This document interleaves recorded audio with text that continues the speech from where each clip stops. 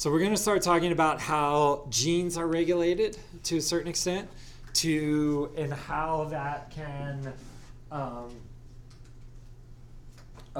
alter different performance aspects or different phenotypes of individuals, right? So the last week we've been talking about, Natalie, you look like your stoke factor on a scale of 0 to 10 is like a -8 right now. At least get out something.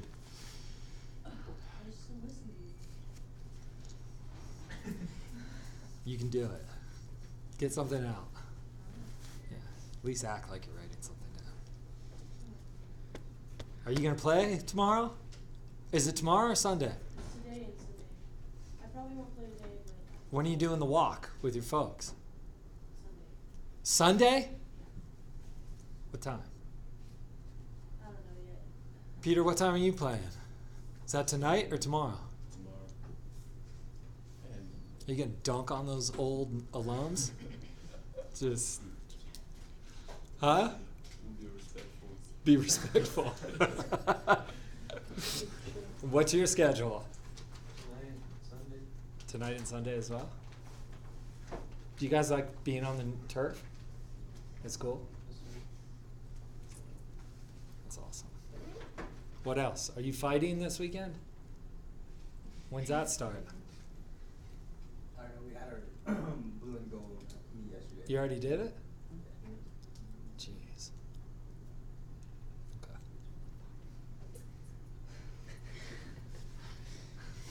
Okay. So, we're doing the second part of this chapter, so pages 92 through 106. One of the things that we need to talk about is this field of epigenetics. So epigenetics is something that I've mentioned in a couple different courses and a couple different environments. We're going to talk about what that actually means now and why it's important. But this is barely putting a scratch on the surface of a very, very complex field of study. But you all need to know some of this terminology and some of the idea behind it, because there is a lot of effort to help people try and understand the impact that epigenetics are playing from an applied standpoint. All right? So a couple years ago, there was a gentleman named Kent Thornburg. He is a basic molecular scientist, molecular biologist that works at OHSU. He also is the director of the Moore Institute. The Moore Institute is a endowed institute in OHSU that's dedicated to spreading information that people can use about nutrition and the impact of healthy nutrition and things like that. It's named after this guy named Bob Moore, who is the owner of Bob's Red Mill products. So like the baking powder, you guys know what I'm talking about? Bob's Red Mill? Yeah. They make a really good pancake mix, stuff like that. Anyways, Bob's my boy. Isn't it local? What's that? Isn't it like somewhat It's from local? Portland. Yeah. Yeah. He's got a really cool story. You should, anyways, I won't get too off track. You think that's funny? Bob is balling, man. Yeah, And then he also, his employees own the company. It's and he had the opportunity to sell it, grow it, or give it to his kids or do all this other stuff. But he's like, nah, man, I'm going to make sure this stays he's the man. Anyways, so he gave a bunch of money to OHSU. This guy named Ken Thornburg runs it. He's really interested in epigenetic. His lab does a lot of basic epigenetic research. He also travels around. A couple years ago, he came to EOU and gave a talk. I may or may not have introduced him. And he gave a talk to a bunch of healthcare workers about the importance of early childhood nutrition, as well as to the importance of nutrition for mothers that are expecting, right? And so this field of epigenetics, where this kind of rose from is probably 25, 30 years ago, there was this series of studies that was done in Scandinavia. Now, Scandinavia is an interesting place to do population studies. It's limited in terms of its application because it's because there's a specific type of gene pool in Scandinavia that's very well contained. That's disadvantageous in the sense of its widespread applicability, but it's advantageous in terms of getting a homogeneous population and being able to look at trends within things, right? Because there's not it's not the melting pot that, say, the United States is. Understand? So in Finland, probably like 30 years ago, someone started going back through to try and understand the impact of nutrition during development and what that, if there was any connection there with later risk for disease and things like that. And what they found was that there was a completely different risk of individuals for certain chronic diseases and obesity if they were born, and I always get this mixed up, but if they were born during periods of time of widespread sort of famine and food shortage versus when there was high food availability. And this started, I think it was, anyways, so this started things like, this was connected to what's called the thrifty gene hypothesis, which is that some people express genes that are really thrifty when it comes to nutrients, which was an advantage, evolutionary advantage for them when food security and food was scarce. But now it's a disadvantage in current society where we have access to food anytime we want, these types of things, right? So this is really interesting, and it got people really looking into the impact and role of not just what the genes are, but how the genes are regulated and how that affects the outcome of the individual. And this is really an interesting field of study that has grown. Even 10 years ago when I was at USC, there was the director of the Norris Cancer Center is really interested in epigenetics. And he had just formed an epigenetics core lab, and on the top floor of the USC Cancer Center, the entire floor was dedicated to epigenetic research and understanding the impacts and the role that it had, and the role that, you know, when cancer cells mutate, they have a mutation in their genetic code that then alters their ability to control growth, and it basically removes the brakes that control growth and turns on rapid growth, right? Uncontrolled cell growth. And so they're trying to understand what the role of actually the remodeling of the genes themselves in the role that plays in cancer progression and development, and if there's any choke points that can be treated from an epigenetic standpoint to try and alter growth under those circumstances, right? We also talked about, I think, the study that this is one of the ways that that organisms can pass down traits that are unique to the environment without having to rely on spontaneous mutations to pass down an advantageous trait. So do you remember when we talked about the mice that were given, every time they were shown a certain color, they got a shock, and they actually would start to like shake and have this fight or flight response when they would see that color. And their sensitivity to that color was actually passed down through generations, even when those offspring were not conditioned in the same way with the shock, right? Now, what's really interesting, I found out this summer, there's a whole kind of new side of this to demonstrate that certain types of trauma, early childhood trauma, or stress and trauma on the mother when children or when a fetus is in the womb, is also thought to imprint certain, cause certain epigenetic changes. And I have not looked into this all that much.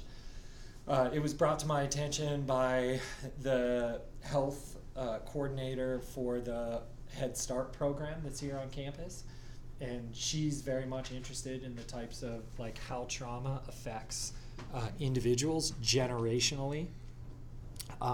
She's actually looking for someone to write a paper on that topic for their capstone, so to help her get up to speed in that area. Okay. So what is epigenetics? What are the different aspects of epigenetics? One of them is this idea of, you gotta go, is chromatin remodeling, right? So if you recall earlier when we talked about the structure of DNA, we talked about how there are histone proteins. So the DNA is these long strands of double helixes with these chains of nucleic acids. They are wrapped around histone proteins, and then those histone proteins are packed into chromatin. Chromatin then gets packed and arranged into chromosomes, but those chromosomes are only visible right before the split into daughter cells, right, during mitosis. But you can see them under the microscope. They're massive structures. You can't see histone or what would be considered chromatin. So one of the things that we can do is we can alter those histone proteins by putting, by acetylating them or methylating them on different amino acid residues. So those histones are proteins. Proteins are made up of amino acids. Those amino acids, you can attach things onto them and it will change their structure and function, right? So think about when we talked about intracellular signaling, what's the most common way that a cell communicates from one protein to another? We talked about the different ways that cellular communication can occur. What was one of them that we use all the time? It's regulated by kinases and phosphatases. What's that? No? How do we activate or inactivate certain proteins? We've talked about it a lot. What do we add to them?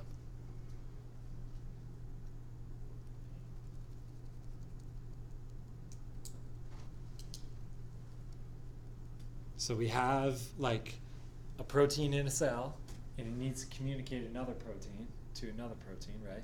So say a hormone binds to a receptor and it gets activated, and then it sets off a signaling cascade. So we talked about this with NFAT, right?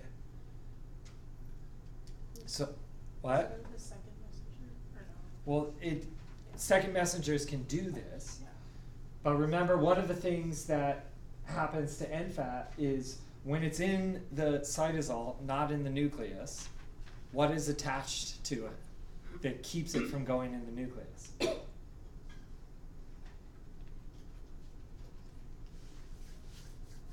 do you think, Z? Huh? I don't know. What? Do you guys remember kinases and phosphatases? What do you think that regulates? Phosphatases. Phosphates. Yeah. Did you say it, Peter? Yeah. You're gonna speak up.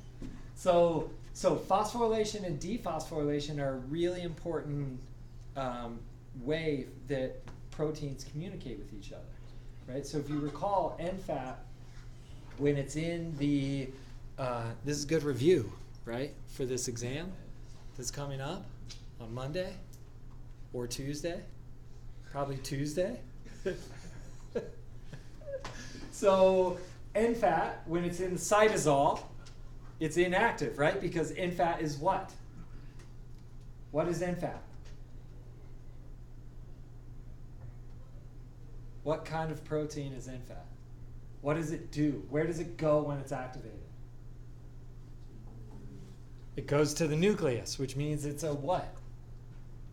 What proteins are activated in the cytosol and go to the nucleus to alter gene expression? Transcription factors. NFAT is a transcription factor. It's held in the cytosol in a phosphorylated state, right? What is the phosphatase that dephosphorylates it to allow it to go to the nucleus? It's regulated by a mineral that is released during things like muscle contraction. Calcium. But calcium activates what?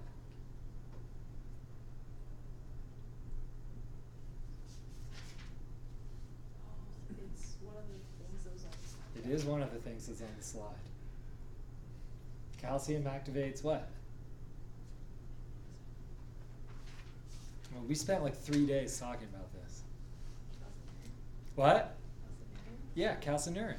So it's activated calmodulin, which activates calcineurin. Calcineurin is a phosphatase that takes the phosphate off of NFAT. NFAT is activated and can go to the nucleus. Remember the cool video I showed you where the calcium levels rise and then the NFAT goes from the cytosol all into the nucleus? Okay? So we regulate proteins by adding different things to them or taking different things away from them that are called residues. Okay, so phosphate residue. No, maybe the amino acids are residues. Anyways, so we can add phosphates or remove phosphates, and that alters the function of those proteins. But not all of cellular communication and alterations are regulated by phosphate. All right? So when we talk about epigenetics, what we're talking about is the regulation of how histones are regulated through a process called acetylation and methylation. And if we add acetyl molecules or methyl molecules, branches, residue, to histone proteins, we can alter the way chromatin is structured. If we alter the way chromatin is structured, then we alter the way transcription factors can access the genes that they're meant to regulate.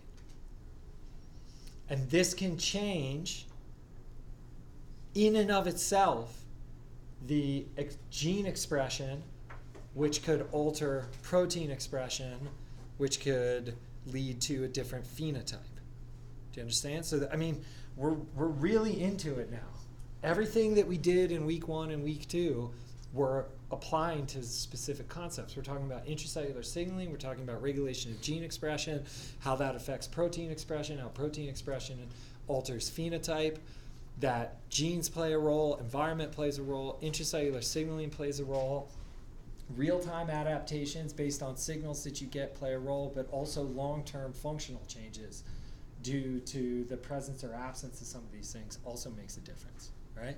So structure of chromatin can be remodeled through this process of methylation and acetylation, and this can alter availability to transcription factors. So even if you do activate, say, NFAT, and NFAT goes into the nucleus, if it can't find the gene region that it's supposed to bind to and turn on because it's hidden, because the histone protein that is organizing the structure of that gene is acetylated and methylated in a way that's preventing access to it, that's an issue. It's not an issue. It's just what it is. Okay.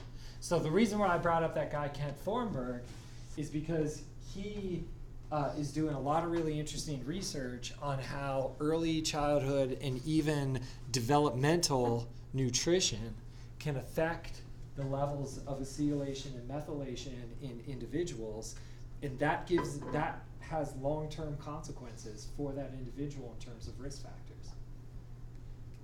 And so he's out talking about, and one of the things, just to end on a note about myself in regards to that, when he was here, he was talking, and we were discussing that we actually talk about epigenetics and we talk about chromatin remodel and we talk about prenatal program in a class at the undergraduate level.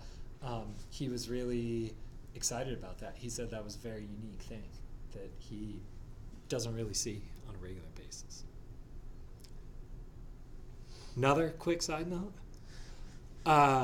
When I was walking to the meeting on Wednesday, just walking down the street in Portland, guess who I ran into? Kent Thornburg. Can you believe that?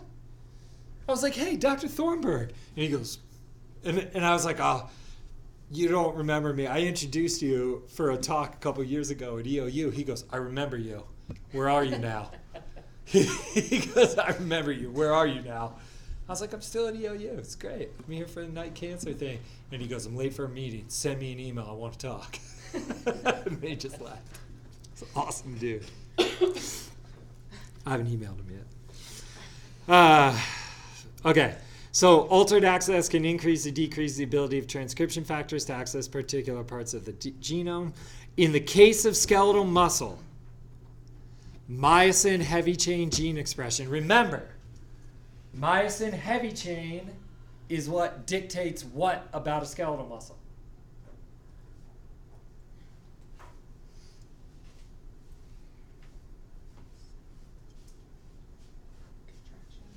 No. Dictates what about a skeletal muscle? What can be changed in the myosin? What? Fiber type. So when we look at fiber type, we're talking about myosin heavy chains. Right? So we talked about this last week. We said type 1 muscle fibers have myosin heavy chains with specific characteristics. They have higher mitochondria. They have more aerobic enzymes. They have these types of things, right? Myosin heavy chains that are type 2 fibers have more glycolytic enzymes. They have greater capacity to store glycogen. They fatigue faster. They have higher alpha motor neurons, right? We talked about the cross innervation, the denervation, the stimulating them in different ways that are non-physiological to understand their fiber type. What we're talking about with fiber type is myosin heavy chain characteristics, right? The actin is the same. Remember the muscle fiber, the cross-section of the muscle fiber we looked at? There's the thick filaments, there's the thin filaments that run next to each other. And the actin and myosin bind together and contract. That's what drives muscle contraction. We have, remember, intra-variability within muscles, inter-variability between individuals. And depending on the muscle and what the muscle is supposed to be doing and the genetics of that muscle and the genetics of that individual, the myosin heavy chains are going to have different characteristics. So in the case of myosin heavy chain gene expression, trimethylation, so 3 methyls, on the 4th lysine, on the 3rd histone, alters expression of myosin heavy chain isoforms, right? So this is the level at which they're understanding how epigenetics works. So we know what chromosome, what region of the chromosome. We know the different chromatin regions within a chromosome. We can number the histone proteins that are making up that chromatin, and then we can look at the level of acetylation or methylation on that histone protein in that chromatin on that region of the chromosome that can alter characteristics of myosin heavy chains through altering access from transcription factors that come that tell that to develop certain types of myosin heavy chain characteristics. Right? And this is important to understand because there's implications to epigenetics. This is just one of the kind of aspects of it to try and understand it. Okay? So your book does this kind of summary here where you have DNA, which is just illustrated by this straight black line. But we have to picture this is a double helix, right? This is a primary chain. And then we have these histone proteins. And depending on whether or not these histone proteins are acetylated or methylated is going to alter the expression of myosin heavy chains. Right? So the level of acetylation and methylation, for example, in a type 1 myosin heavy chain is going to be low, right? And this is in the skeletal muscle that expresses high type 1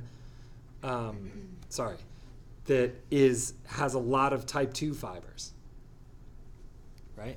So we talked about the plantar muscle. Is that right? Is that what we talked about?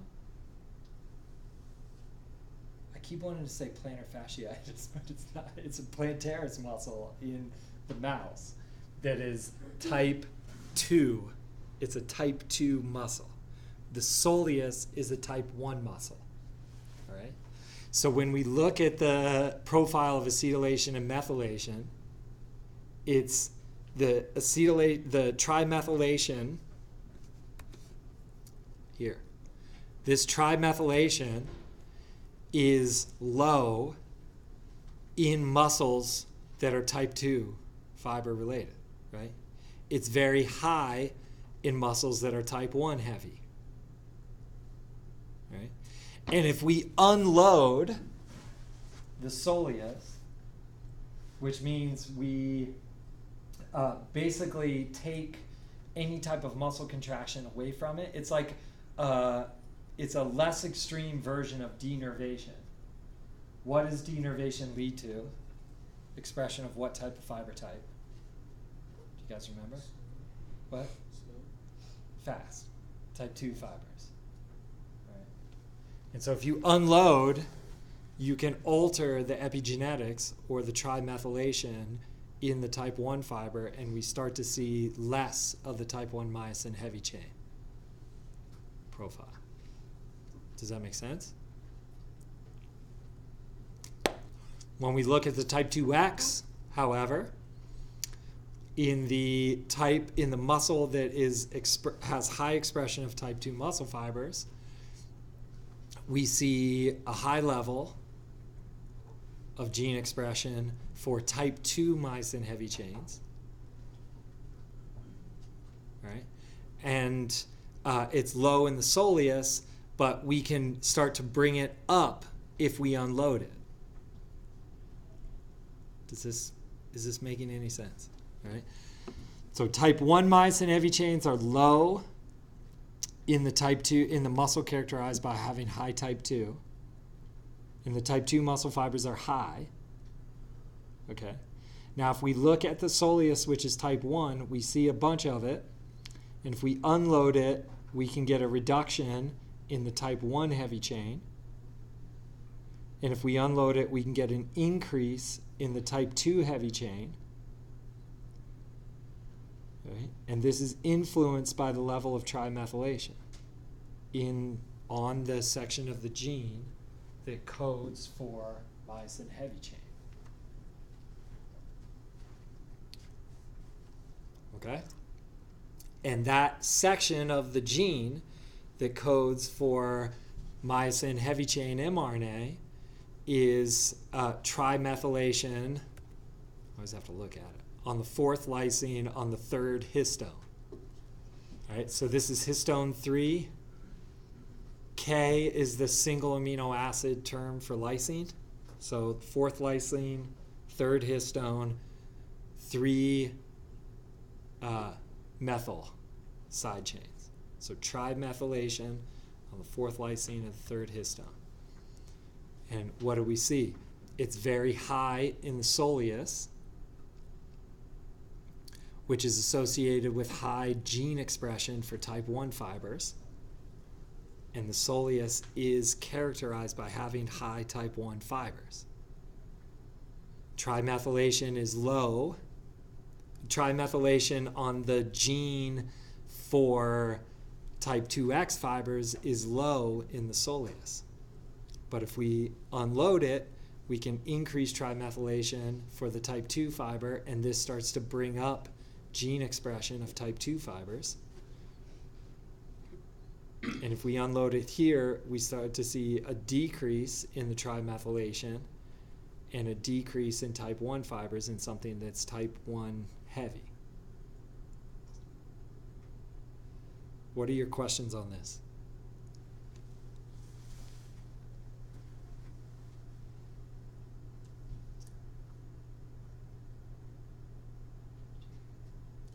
This is how you piece together stories from a molecular biology standpoint, right? We're looking at something specific. We have a hypothesis about its relative level in different tissues based on the innate characteristics of those tissues. But then we manipulate it in a way that leads to alterations in both things. And we can tie that back to what we're seeing, right? What would make this experiment even stronger is if you could manipulate the methylation directly and show that it altered this, and that the two might not be unrelated consequences to the unloaded condition that are just happening, that they're actually mechanistically linked, right? But I think they've done that. Not in this study, but they've demonstrated that. Does this make sense? So we're putting together this story by doing these experiments to understand the impact that just altering proteins that are associated with the conformation of how the DNA is packaged in the cell can have implications in regards to the actual phenotype of the tissue. Right? This is super interesting. Because what happens during development, we start with one sperm and one egg. And we turn into complex biological systems. And the way that we turn into complex biological systems is that as those two cells turn to 4, and then 8, and then 16, and then 32, and then 64, and then 128, right? As that occurs, those cells get different signals. They all have the same genetic material, but they get different signals, and they're told to become different things. Does that make sense? One of the coolest talks I ever saw was this guy that his whole thing of study was chicken digit formation. And he identified the cells on the outer edge of a chicken's hand during development that tell other cells what they're going to become. I'm going to become a thumb. I'm going to become an index finger. I'm going to become a whatever those digits are called on chicken feet, right? And he could take those single cells and put them wherever he wanted on a forming chicken hand and create whatever hand he wanted. So he could take the individual cells that at the point where my hand was just a stub and hadn't grown fingers, and he could move those around to get a thumb over here and a pinky over here and a, right? So this is how cells communicate, and this is how they turn into what they become. That's called differentiation. Right? Cellular differentiation is when a cell becomes what it becomes. So all of you have heard about stem cells, and you know that there's like controversy about stem cells and those types of things. The reason why stem cells are so powerful is because they're cells that haven't decided what they're going to become. And if we know the signals to tell that stem cell what it should become, or we put it in an environment where it gets the signals that tell it what it's going to become, we can turn that cell into whatever we want. This is part of that process. Okay? So when there's epigenetic changes, things like trimethylation on the 4th histone and the 3rd lysine, or the 4th lysine on the 3rd histone, it ends up altering the expression of fiber type within a particular muscle. Now the soleus and the plantaris muscle, I think that's what it is, they need different signals because they have different functions so that they can express a different phenotype so that they can accomplish what they're supposed to accomplish. Remember we talked about how like the muscles in your back that are responsible for keeping your spine straight when you're standing have a completely different muscle fiber protein type and composition than muscles that are responsible for jumping or running. So when we talk about type 1 and type 2 muscle fibers, again, we're not just talking about, oh, I'm type 1, I'm a power athlete, I'm type 2, we're talking about the signals that regulate the phenotype within different muscles depending on the signals those cells got and how that can influence their composition. Right? And it's a cool, because we understand fiber type and because we've been discussing fiber type and because we've been discussing things like what regulates fiber type, and muscle growth in skeletal muscles versus cardiac muscle, and we've been having this discussion, we can contextualize the concepts of epigenetics within this example. But you can see how this, if all the genes, if all the histones within the nucleus that are responsible for folding and packaging all our genes can be regulated to some degree, you can see that adds a whole nother layer of regulation and responsivity to every cell, to every process of every cell, and the characteristics that that cell expresses. So now we're talking about for every cell in your body, it contains the entire genome. It also contains a unique combination of transcription factors and cell sensors and cell surface proteins that give the cell its characteristics, that I'm a heart cell, I'm a liver cell, I'm a muscle cell, I'm a brain cell, I'm an eye cell, right? And all of those are regulated by a variety of different proteins, and that protein expression can be altered based on how the DNA within that cell is packaged around the histones and in the chromatin. Super, super complex, right? But we can appreciate it through this example, and it gives us a lot of understanding in regards to, look, there's consequences to certain types of diets and certain types of things and stuff like that. Now, I'm not saying that we understand the subtleties of all of this.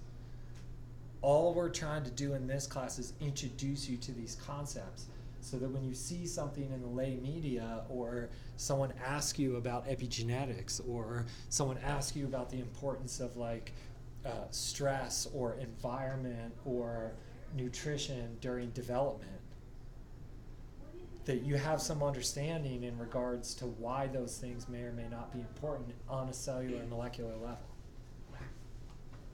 Okay? All right. We'll keep talking about this next week. Yeah. Because we have another layer of signaling that regulates things.